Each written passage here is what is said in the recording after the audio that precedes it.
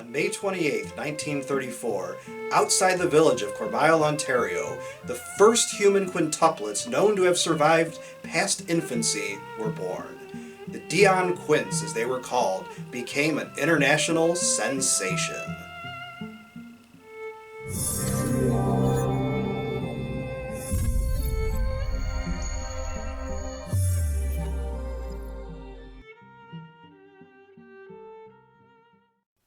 In today's world of fertility drugs and treatments that doctors and clinics specifically created to enhance fertility, we are no longer impressed with multiple births. Triplets, quadruplets, and quintuplets induced by fertility treatments and by the artificial implanting of fertilized human egg cells has made the multiple birth phenomena a commonplace thing. Back in 1934, quintuplets were a rare thing and a big deal. Prior to the Dionne babies, all known quintuplets had died as babies. The 2-month premature Dionne Quints were taken from their family at the age of 4 months and turned over to the government as wards of the king. They would remain wards of the king for the next 9 years, during which time they were displayed as a popular tourist attraction to the profit of the government. The Quints, all girls, were born into a farming family that already had 5 previous children, plus a 6th that died in infancy. Their mother, Elzire Dionne, also had 3 more children after the Quints. It was later proven with DNA testing that all 5 girls were identical, the products of a single egg cell. It is likely there had actually been a 6th embryo that was miscarried during the pregnancy. The poverty-stricken parents of the girls were persuaded to sign a contract with a Chicago exhibition, turning the girls over to them for display, but the government intervened and took custody of the Quints based on the inability of the Dionnes to support them. Considering the exploitation of the Quints by the Ontario government, creating Quintland, which drew more visitors than any other Ontario tourist attraction, yes, even more than Niagara Falls, it does not seem the government was any better than the parents. The girls were subjected to a rigid schedule with a routine that was strictly adhered to. They were also subjected to various experiments and daily inspections by a doctor. Hollywood movie stars and other celebrities came to Ontario to see the Dionne Quints, and the girls were used in advertising campaigns for commercial products.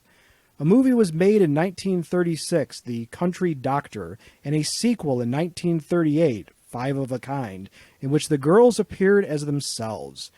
Numerous newsreel appearances in a 1939 documentary, Oscar-nominated, were made, and a 1998 documentary, Full Circle, The Untold Story of the Dionne Quintuplets, was produced by CBS with the 3 surviving Quints.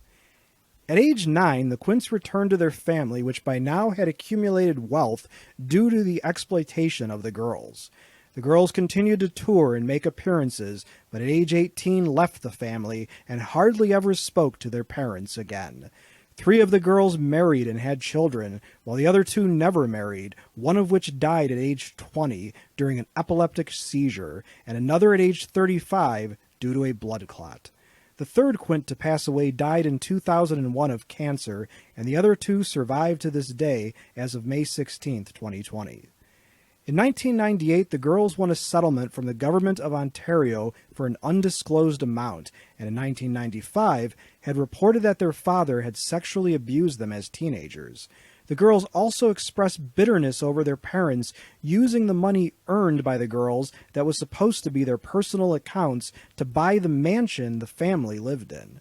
The surviving 3 Quints also reported that their parents had forced them to do most of the housework, constantly abused them verbally, and disciplined them more strictly than the other children. A sibling of the Quints had the original family homestead moved to North Bay, Ontario, where it has been made into a museum about the Quints. Numerous allusions to the Dionne Quints have been made in movies and songs, even in jokes about them on the MASH television show. Numerous books about the Quints have been published, and a 1994 television miniseries, $1 Million Babies, was produced in Canada.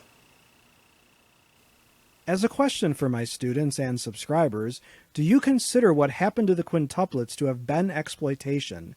please let us know in the comment section below this video.